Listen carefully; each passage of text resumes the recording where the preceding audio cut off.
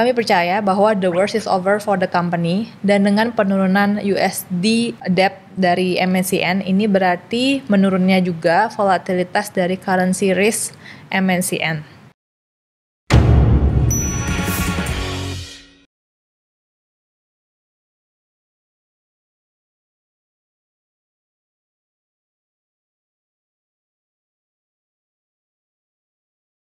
Welcome to Superstock.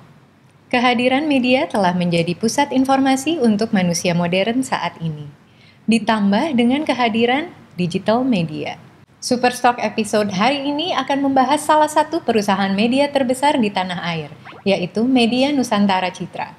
Bagaimana perkembangan bisnis media MNCN? Langsung saja kita tanya dengan Christine Natasha selaku Research Analyst dari Mirai Asset Sekuritas Indonesia. Hai Christine, thank you sudah hadir di Superstock. Thank you. Nah, bisa diceritakan nih apa aja sih lini bisnis yang telah dimiliki oleh Media Nusantara Citra ini? Jadi Media Nusantara Citra ini adalah perusahaan media terintegrasi. Selain free to air TV, Media Nusantara Citra juga memiliki content production, lalu ada newspaper, ada online portal kayak okezone.com, dan dia juga memiliki OTT streaming platform yaitu RCTI Plus. Oke, jadi dia ada di ranah media digital dan juga ada di tradisional ya. Jadi sejak kapan nih sebenarnya MNCN mulai memiliki anak-anak bisnis? Jadi MNCN memulai bisnisnya itu di tahun 2001 ketika dia mengakuisisi RCTI.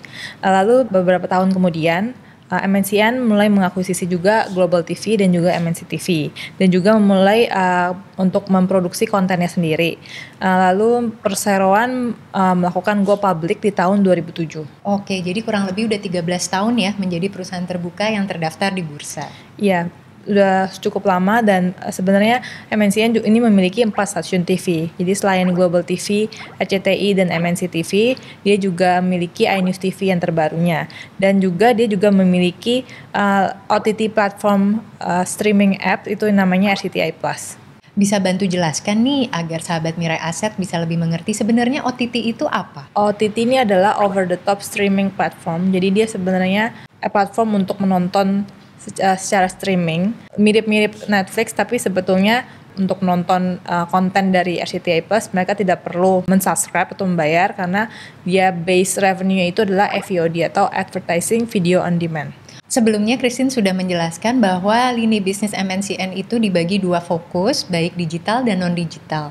Boleh kita bahas prospek bisnis untuk yang non-digital dulu? Kalau untuk prospek bisnis dari free to air TV, itu kan non-digital ya, saya melihat ekspektasi kita tahun ini yang ekonomi membaik, dan juga ekspektasi dari pemerintah bahwa pertumbuhan ekonomi akan bertumbuh sekitar 4,5-5% untuk tahun ini. Jadi kita lihat prospeknya tahun ini cukup bagus, lalu juga dengan seiring meningkatnya belanja iklan dari para advertiser untuk tahun ini, dan juga kalau kita lihat dari kenaikan occupancy rate, juga itu akan mendorong prospek yang lebih baik untuk bisnis free to air TV di tahun ini. Bagaimana dengan strateginya? Strateginya MNCN termasuk memiliki studionya sendiri di kawasan Kebun Jeruk. Jadi itu ada studio RCTI dan juga Global TV, sehingga perseroan dapat memproduksi konten-kontennya sendiri.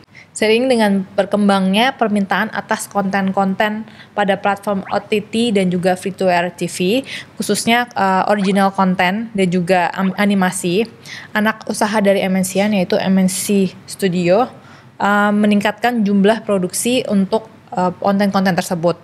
Dengan banyaknya platform yang dimiliki oleh MNCN, sebenarnya berapa target untuk produksi konten tersebut? Untuk segi konten, MNC memproduksi sekitar 23.000 jam setahun untuk memenuhi kebutuhan dari free to air TV, lalu juga third party dan juga bioskop dan juga platform digital RCTI Plus-nya. Dengan saat ini jumlah library-nya itu sekitar 300 jam lebih, dan MNC Group juga memiliki manajemen artis terbesar dengan hampir 400 artis di bawah manajemennya. Jadi dari 2 perusahaan media under our coverage yaitu MNCN dan SCMA, mereka memiliki 2 strategi bisnis digital yang serupa tapi tidak sama.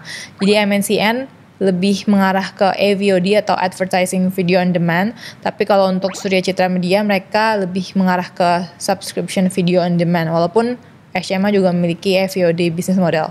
Tapi apakah ada strategi bisnis untuk di mobile platformnya?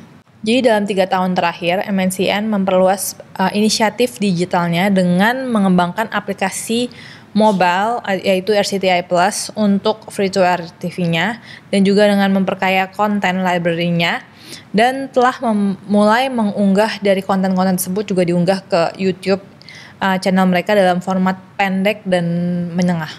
Bagaimana dengan pertumbuhan revenue dari lini bisnis digital ini?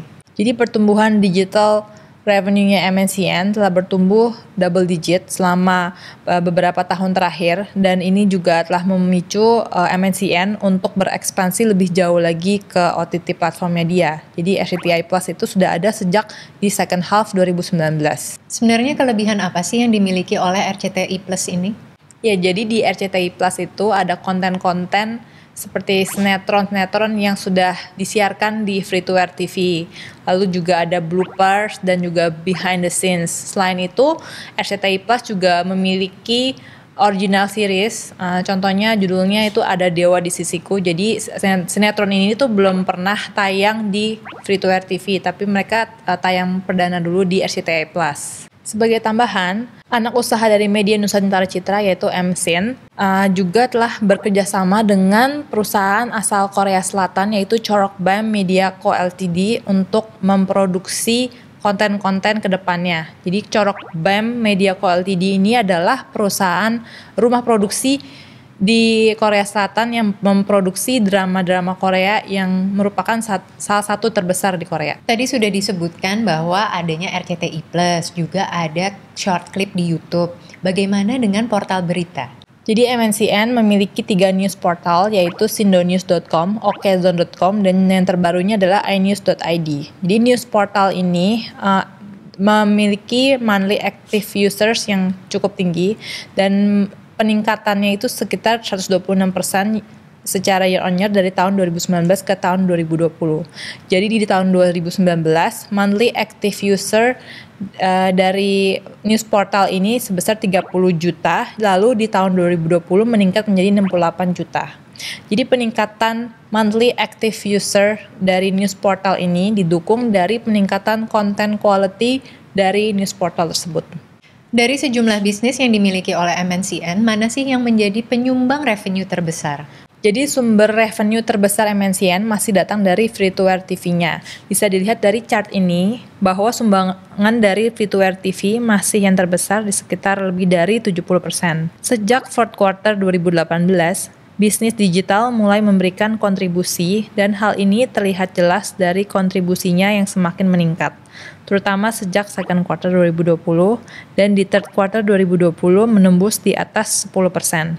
Dan yang ketiga, revenue dari konten masih bervariasi. MNCN menargetkan digital revenue-nya untuk berkontribusi sebesar 16% di tahun 2021 dibandingkan tahun 2020 yang sebesar 12%, dan di tahun 2021 untuk total kontribusi dari digital dan konten akan bertumbuh menjadi 35% di tahun ini dibandingkan 28-30% di tahun 2020.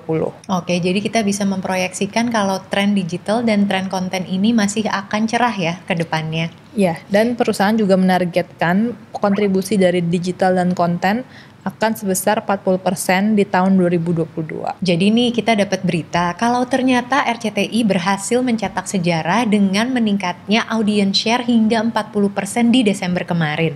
Dan ini semua karena sinetron Ikatan Cinta. Bagaimana sih pengaruh antara konten sinetron dengan pendapatan iklan RCTI? Ya, jadi pas bulan Desember kemarin, sinetron primetime RCTI yaitu Ikatan Cinta membukukan audience share yang sangat tinggi yaitu 40%, dan secara blended RCTI untuk jam primetime-nya membukukan audience share sebesar 33,2%, yang mana ini sangat tinggi dan diharapkan dengan tingginya audience share ini akan berdampak pada occupancy rate atau jumlah iklan di RCTI. Jadi untuk tahun ini MNCN menargetkan occupancy rate mereka sebesar 80-85% dibandingkan tahun 2020 yang sebesar 75-80%. Akan ada strategi dari fee iklannya nggak?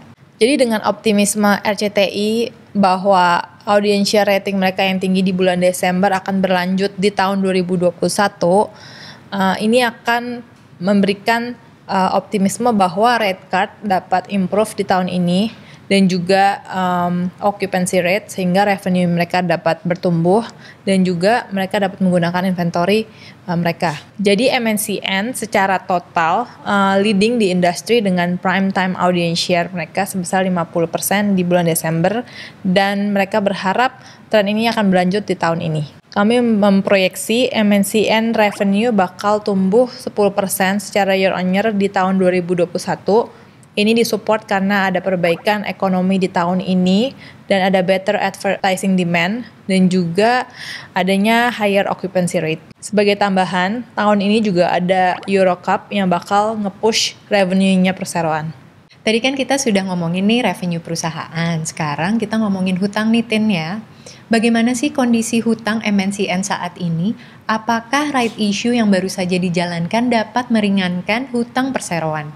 Jadi MNCN telah membayar hutangnya lebih lanjut di fourth quarter 2020 sebesar 60 juta US dollar.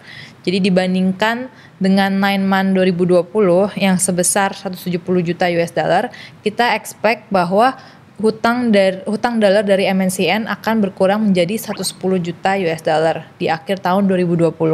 Dan dibandingkan tahun 2019 sudah berkurang banyak, di mana 2019 hutang dolar dari MNCN itu berjumlah 211 juta US dollar. Jadi sisa dari USD loan-nya mereka akan mature di Agustus 2022. Dan menurut company, mereka dapat mempercepat pembayaran dari hutang dolarnya mereka di tahun 2021 jika tidak ada pembayaran dividen. Namun jika mereka decide untuk membayar dividen, maka pembayaran hutang mereka akan sesuai dengan initial plan yaitu di tahun 2022. Jadi secara singkat bisa disimpulkan kalau memang hutang ini mulai diperbaiki ya. Kami percaya bahwa the worst is over for the company dan dengan penurunan USD debt dari MNCN ini berarti menurunnya juga volatilitas dari currency risk MNCN. Perusahaan juga mengatakan bahwa mereka akan menghapuskan treasury shares-nya mereka sebesar minimal 773 juta saham sampai 1,8 miliar saham di next AGM meeting-nya mereka. Dan hal ini akan mengurangi kekhawatiran dari para investor akan terjadinya dilusi karena rights issue yang dilakukan oleh perusahaan. Nah, sekarang pertanyaan yang paling saya tunggu. Bagaimana dengan valuasi dan prospek untuk saham MNCN ini? Dengan perusahaan yang saat ini lebih fokus terhadap digital bisnisnya dan kontribusi dari digital revenue akan meningkat ke depannya, saya kira valuasi MNCN dapat re-rating ke sekitar 9 kali PE. Dan dengan 9 kali PE ini, target price dari MNCN itu ada di Rp1.600 per share. Dan kami percaya bahwa valuasi MNCN ini masih sangat atraktif, karena kalau dibandingkan dengan SCMA, valuasi MNCN masih terdiskon sekitar lebih dari 70%. Oke, dan kita bisa lihat harga saham MNCN masih di sekitar 1.200-an ya? Ya. Makasih ya Christine atas analisa saham super MNCN ini. Sama-sama Alia. Semoga analisa dan insight terkait saham MNCN dapat membantu sahabat Mirai Aset Sekuritas Indonesia menentukan apakah saham ini layak dikoleksi di portofolio kalian. Sampai jumpa di episode Superstock selanjutnya. Happy cuan!